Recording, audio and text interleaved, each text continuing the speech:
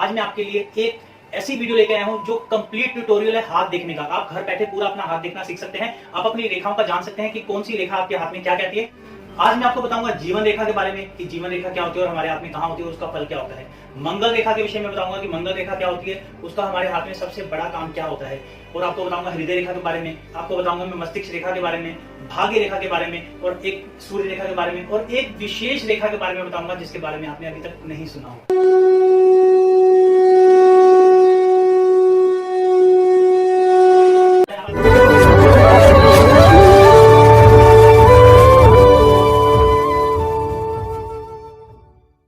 दोस्तों मैं आप सबके बीच में आता रहता हूँ और आपको बताता रहता हूँ हाथ की रेखाओं के बारे में, कुछ बताता हूँ, यहाँ पे कोई अन्य टॉपिक छेड़ता हूँ।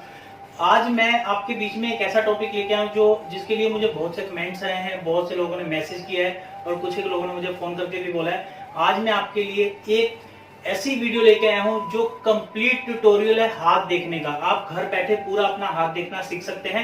आप अपनी रेखाओं का जान सकते हैं कि कौन सी रेखा आपके हाथ में क्या कहती है। आज आपको मैं हाथ की रेखाओं का संपूर्ण विवरण दूंगा। आज मैं आपको बताऊंगा जीवन रेखा के बारे में कि जीवन रेखा क्या होती है और हमारे हाथ में कहां होती है, उसका फल क्या होता है। मंगल रेखा के विषय में बताऊंगा कि मंगल रेखा क्या होती है, उसका हमारे हाथ में सबसे बड़ा काम क्या होता है। और आपको बताऊंगा हृदय रेखा के बारे में, आपको बताऊंगा मैं मस्तिष्क रेखा के बारे में, भाग्य रेखा के बारे में, और एक सूर्य रेखा के बारे में, और एक विशेष रेखा के बारे में बताऊंगा जिसके बारे में आपने अभी तक नहीं सुना होगा।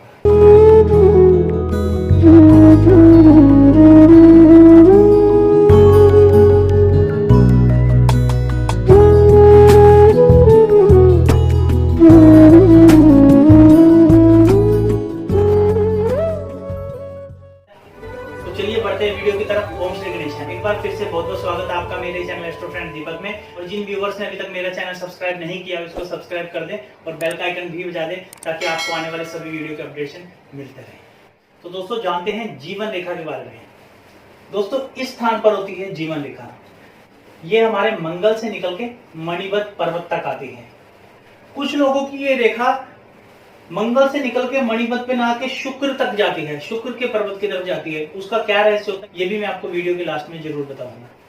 दोस्तों यदि किसी की जीवन रेखा छोटी हो या बीच बीच में टूट रखी हो तो ये उस दुर्घटना की ओर इशारा करता है कि उस एज में आके जातक की कोई ना कोई ऐसी दुर्घटना होगी या फिर उसकी जातक की मृत्यु भी हो सकती है। दोस्तों अगर किसी की जीवन रेखा बीच से टूटी हुई तो ये अंदाजा कैसे हो कि किस आयु में आके ये दुर्घटना होगी, तो इसका मैं आपको तरीका बताता हूँ।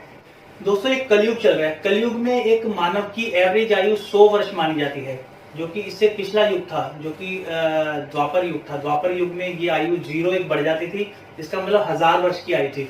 उससे पहले त्रेता युग था, उसमें एक 0 बढ़ गया था, यानी कि 10,000 वर्ष की एक आयु होती थी एवरेज आयु। उससे एक पहले युग में सतयुग में, यानी कि सतयुग में एक 0 और बढ़ा देंगे तो 1 लाख वर्ष की आयु मानी जाती थी। तो अभी जो आपके युग में कलयुग में, हमारे युग में कलयुग में 100 वर्ष की आयु मानी जाती है। तो इसको हम इस तरह से डिवाइड करेंगे कि ये जीवन रेखा जो आपकी मंगल से लेके मणिबत तक आ रही है तो इसको हम 100 से डिवाइड कर देंगे। यदि हम इसका हाफ में यहाँ पे अगर ये मानते हैं कि यहाँ पे आपके 50 साल की आयु कंप्लीट हो जाती है, यदि ऊपर से इसका हाफ करेंगे तो ये 25 साल हम मान लेते हैं, इधर से हाफ करेंगे तो ये 75 साल हो जाती है। तो यदि इसके ऊपर से और हाफ कर देंगे तो ये 12.5 वर्ष। इसी प्रकार हम आयु निकाल लेते हैं। जो ज्योतिष इसको जो प्रोफेशनल होते हैं उनको ये सब करने की जरूरत नहीं होती, उनको वैसे ही आइडिया हो जाता है। वो कहते हैं कि करत करत अभ्यास के जड़ मत हो सुजान। जो प्रोफेशनल वो इस चीज को practice makes the man perfect जो कहते हैं, तो प्रैक्टिस कर करके उनको बहुत आइडिया हो जाता है। तो जो स्टार्टिंग में है वो इसको ऐसे विभाजन करके भी इसका निकाल सकते हैं। ये एक आसान तरीका है, वैसे इसके और भी काफी तरीके हैं लेकिन ये सबसे सरल तरीका है इसको आयु को निकाल। तो ऐसे आप अंदाजा लगा सकते हैं कि हाथ में आयु में कौन सी घटना होगी। तो इस प्रकार इजीली आप इसका आइडिया लगा सकते हैं। तो दोस्तों बढ़ते हैं, अब मैं आपको बताता हूँ मंगल रेखा के बारे में। दोस्तों हाथ में हमारी ये होती है मंगल रेखा, जो कि जीवन रेखा के बिल्कुल साथ में होती है। इस मंगल रेखा का बड़ा ही विशेष एक महत्व होता है। वो महत्व क्या है मैं आपको बताता हूँ। जैसा कि मैंने आपको बताया था कि यदि किसी की जीवन रेखा छोटी हो या कहीं बीच से टूट जाए इस प्रकार, तो मैंने बताया था कि उसमें जातक की मृत्यु भी हो जाती है, मृत्यु योग बन जाता है। लेकिन यदि किसी के हाथ में मंगल रेखा है, मंगल रेखा बहुत ही लकी लोग होते हैं जिनके हाथ में होती है, अगर आप अपने हाथ चेक करिए कि आपकी मंगल रेखा है, यदि मंगल रेखा है तो आप ये मान के चलिए कि ये बहुत सी ऐसी दुर्घटनाओं को टालने में सक्षम है। जैसे यदि किसी की मृत्यु भी है, यदि वहां पे आपकी जीवन रेखा टूट गई है और पीछे से मंगल रेखा कवर कर रही है, तो ये मानिए कि मृत्यु योग टल जाता है। वहां एक छोटा सा कोई हादसा हो जाता है, वो भी जिससे आप बड़ी जल्दी उबर जाते हैं।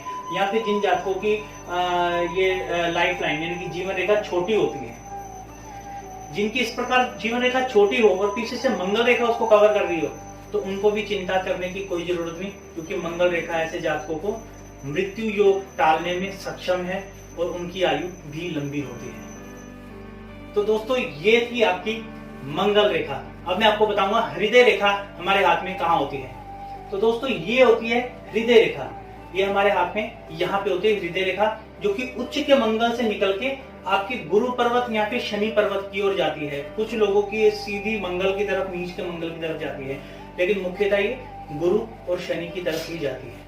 आप अपना हाथ देखिए और ये देखिए कि आपकी ये रेखा अन्य रेखाओं से दुर्लभ तो नहीं। यदि किसी जातक की हृदय रेखा अन्य रेखाओं के हिसाब से दुर्लभ हो, तो ऐसे जातक का बताता है कि उसका हृदय बड़ा कमजोर है, उसकी स्थिति हृदय की बड़ी कमजोर है। यदि किसी की दुरुस्त है, बिल्कुल सही है, तो उसका हृदय मजबूत है।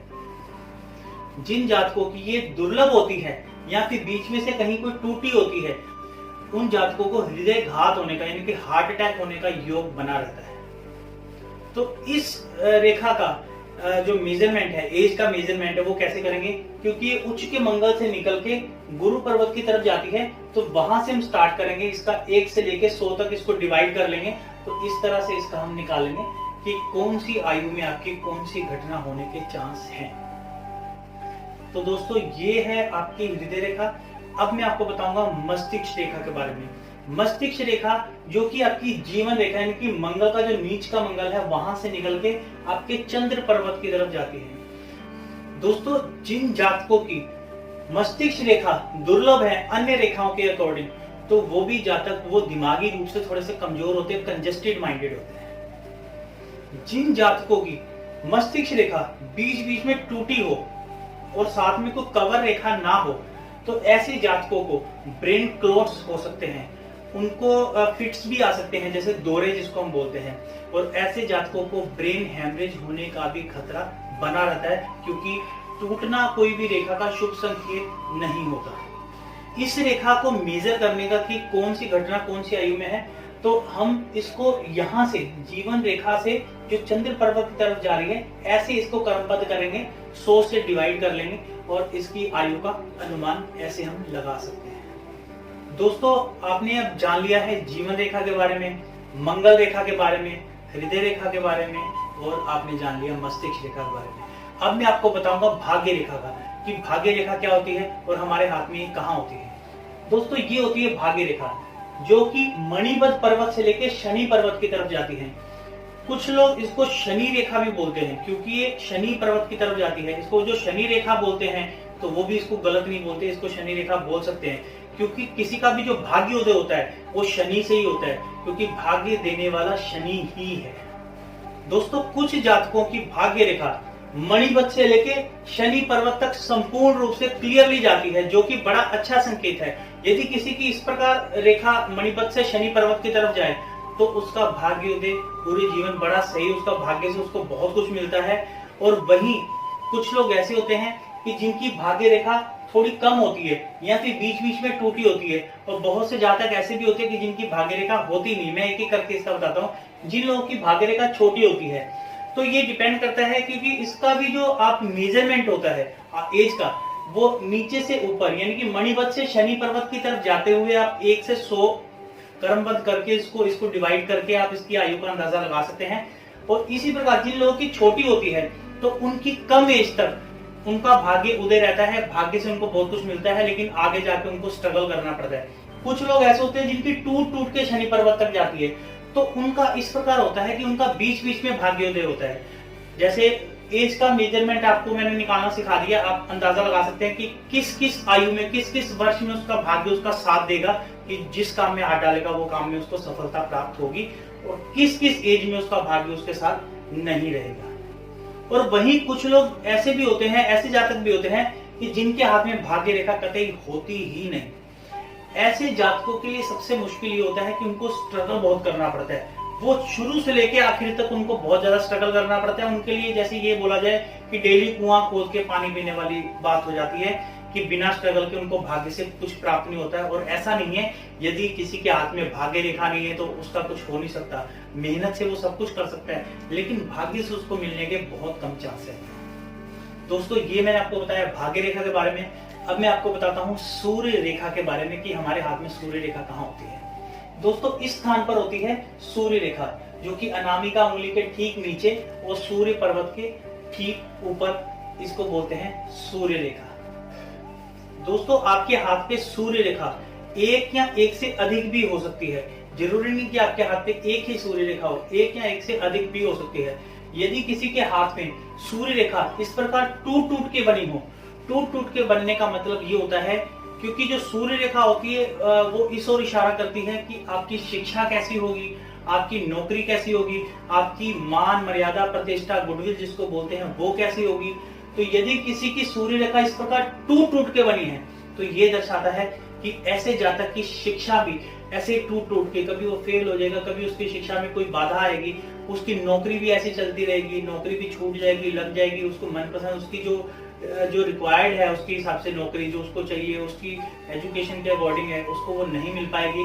उसकी प्रतिष्ठा मान पे भी अंकुश लगता रहेगा, कुछ ना कुछ उसके साथ ऐसा चलता रहेगा जिससे उसकी मान मर्यादा प्रतिष्ठा पे भी कोई ना कोई दाग धब्बा लगता रहे। यदि किसी जातक की एक से अधिक सूर्य रेखाएं हैं, यानी कि इस प्रकार, यदि इस प्रकार किसी की एक से अधिक सूर्य रेखा बनती है तो ये दर्शाता है कि वे जातक अपना जो एजुकेशनल क्वालिफिकेशन है उसके अलावा कुछ प्रोफेशनल क्वालिफिकेशन कोर्सेज भी करेगा। उसको मतलब मल्टी टैलेंटेड होगा, उसके साथ और भी कुछ कोर्स करेगा।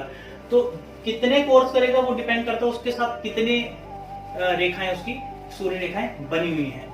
और जिन जातकों की सूर्य रेखा इस प्रकार एक ही और इस तरह से प्रबल हो, यहाँ से लेके पूरी ऊपर तक जा रही हो सूर्य पर्वत की तरफ, तो दोस्तों ऐसे लोग बचपन से लेके बड़े होते तक उनकी प्रतिष्ठा बहुत ज्यादा होती है, उनकी शिक्षा, उनकी नौकरी, उनकी गुडविल बहुत अच्छी होती है, उनका नाम बहुत होता है। बल्कि ऐसे जातक ऐसे भी होते हैं, यदि वो कहीं नौकरी कर रहे हैं तो करता कोई है और इनकी पीठ थपथपाई जाती है। तो ये है दोस्तों सूर्य रेखा का संपूर्ण विवरण। मैंने आपको एक अभी पीछे वीडियो में जीवन रेखा में एक चीज आपको बताई थी कि अमूमन जो जीवन रेखा होती है वो हमारे मंगल से, नीच के मंगल से लेके मणिबद्ध पर्वत तक आती है। लेकिन मैंने आपको बताया था कि कुछ लोगों की यही रेखा शुक्र पर्वत की तरफ भी जाती है।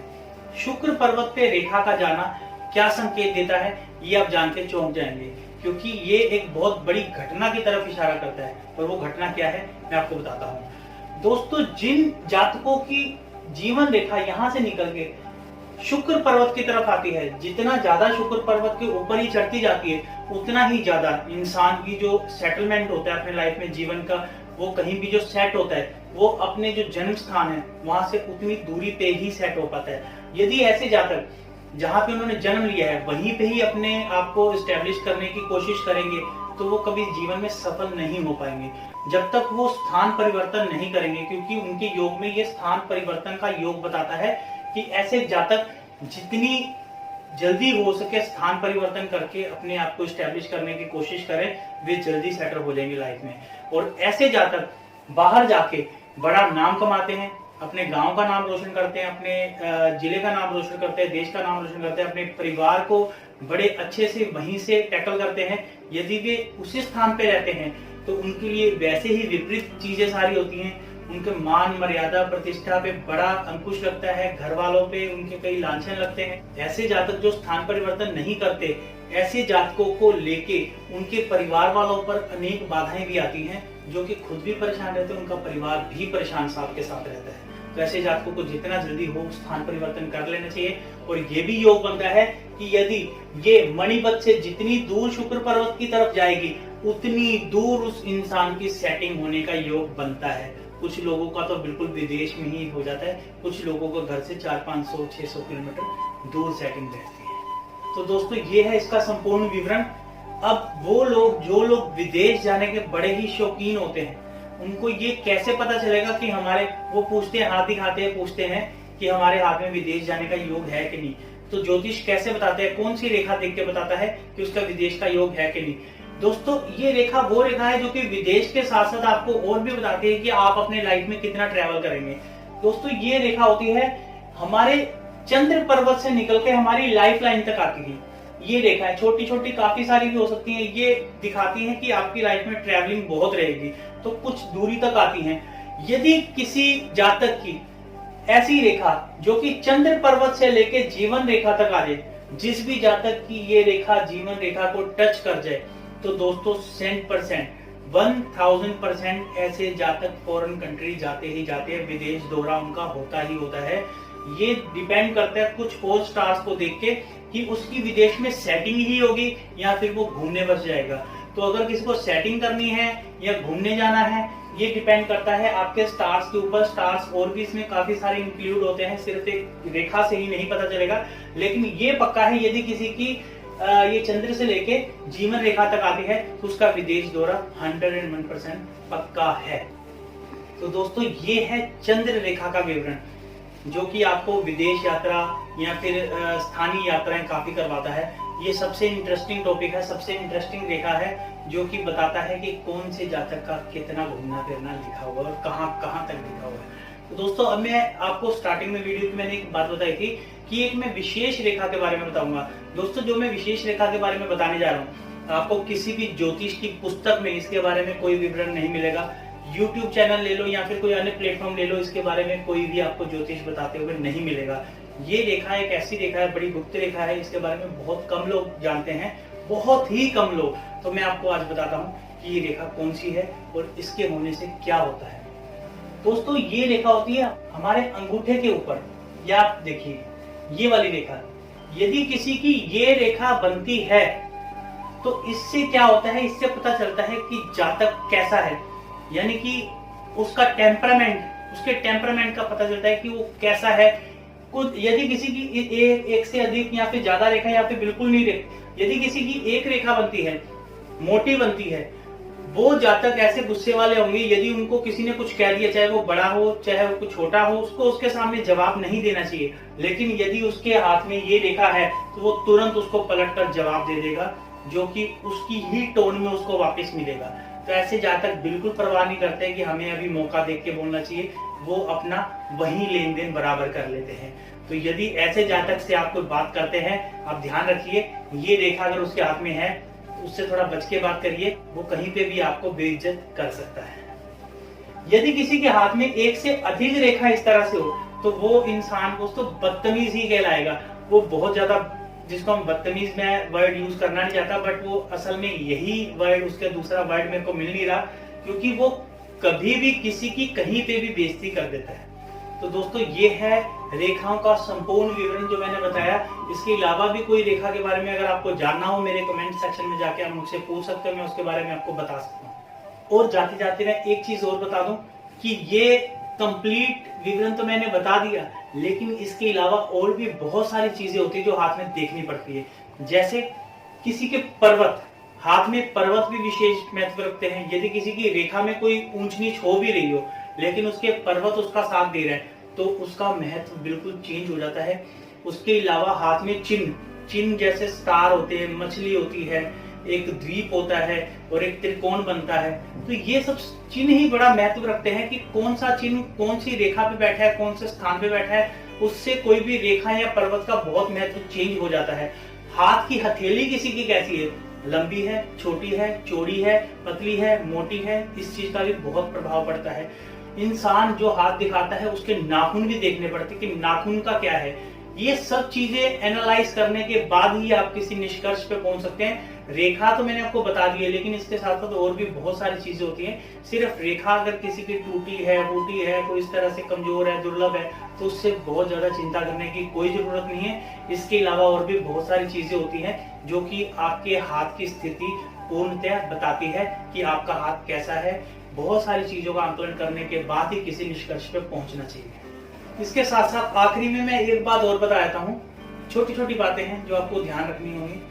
कि कुछ लोग कहते हैं कि लेडीज का लेफ्ट हैंड होता है और जेंट्स का राइट हैंड होता है, ऐसा कुछ नहीं है। लेडीज और जेंट्स हो, यदि कोई व्यक्ति उसका वर्किंग हैंड कौन सा है वो आपको पूछना है। जो ज्योतिष को ये पूछना चाहिए कि आपका वर्किंग हैंड कौन सा है। अगर कोई लेफ्टी है, मैं मेल हूं, मैं जेंट्स हूं, अगर मैं लेफ्ट हैंड से सब काम करता हूं तो मेरे को लेफ्ट हैंड ही दिखाना हो, क्योंकि मेरे कर्म का हाथ ये है। तो आजकल वो चीज जमाने पुराने हो गए। वो पुराने जमाने में इसलिए बोला जाता था ये कि राइट दिखाना चाहिए, लेफ्ट दिखाना चाहिए, क्योंकि तब लेडीज काम नहीं करती थी, पहले जेंट्स ही काम करते थे। अब आदमी और औरत कंधे से कंधा मिला के काम करते हैं। अब पूछना चाहिए वर्किंग हैंड कौन सा है। जो वर्किंग हैंड होता है, इनकी कर्म का हाथ होता है, वही हाथ देखा जाता है। उस पे ही आपकी रेखाएं सारी आ जाती हैं, आपके कर्म के हाथ पे। और दूसरे हाथ पे जिसको बोलते हैं, उसको बोलते हैं प्रारब्ध का हाथ। तो इसलिए आपको वर्किंग हैंड देखना चाहिए। और एक धारणा ये है, और एक अवधारणा ये है कि लोग कहते हैं कि रात के समय हाथ नहीं देखना चाहिए। रात के समय क्यों नहीं देखना चाहिए दोस्तों? आदिकाल में जो पुराने समय में क्या था कि पुराने समय में ऐसे बिजली के साधन नहीं हुआ करते थे, लालटेन हुआ करती थी, तब हाथ दिखाते थे। हाथ में बहुत छोटी छोटी महीन रेखाएं भी होती है, ऐसी महीन रेखाएं होती हैं जो कि दिखती नहीं थी रात को। तो इसलिए ज्योतिष कहते थे कि सुबह दिन में हाथ दिखाते हो, रात को हाथ नहीं दिखाना चाहिए। एक तो नजर कमजोर होती है, और वो महीन रेखाएं ना दिखने के कारण काफी चीज इंटरप्रिटेशन हो जाती है उस चीज की। तो इसलिए वो कहते थे रात को हाथ नहीं देखना चाहिए। आज लाइटिंग का युग है, दिन और रात का पता ही नहीं चलता, अब आप कभी भी दिखा सकते हैं हाथ। और कुछ लोग ये कहते हैं कि हाथ दिखाना ही नहीं चाहिए, कि लोग उम्र काट लेते हैं। मैंने ऐसे भी बहुत से जातक देखे हैं कि मैंने किसी को बचपन से हाथ नहीं दिखाया, मैंने सुना है कि हाथ से वो उम्र काट लेते हैं, ये काट लेते हैं। ऐसा कुछ नहीं होता। लोग अक्सर डरते हैं कि हाथ नहीं दिखाया तो मैं हाथ नहीं दिखाऊंगा, पता नहीं मेरे हाथ से कुछ छीन ना ले। ऐसा दोस्तों कुछ नहीं होता। हाथ आप किसी प्रोफेशनल ज्योतिष को दिखा सकते हो। हाँ, ये है कि आए गए सबको हाथ नहीं दिखाना चाहिए। जैसे कोई भी चलता फिरता उसको आपने हाथ दिखा दिया, आपको कोई वहम डाल गया, तो चलते फिरते एक वहम हो जाता है, नेगेटिविटी आ जाती है इंसान के अंदर। लेकिन कोई ज्योतिष है तो आपको नेगेटिविटी नहीं, आपको उस चीज का समाधान बताता है कि आप अगर इस प्रॉब्लम में है तो उससे कैसे निकले, या फिर आपके साथ कुछ घटना होने वाली है तो उस घटना से बचने के लिए आप क्या करें, वो आपको समाधान देगा। जैसे बारिश हो रही है, आपको छाता दे देगा। तो उसका बस यही काम होता है। तो दोस्तों, मैं देख रहा हूँ कि वीडियो बहुत ज्यादा लंबी हो गई है। इसके अलावा आपको कुछ भी जानना हो, कुछ भी, तो आप मेरे को कमेंट सेक्शन में जाके पूछ सकते हैं। और धन्यवाद।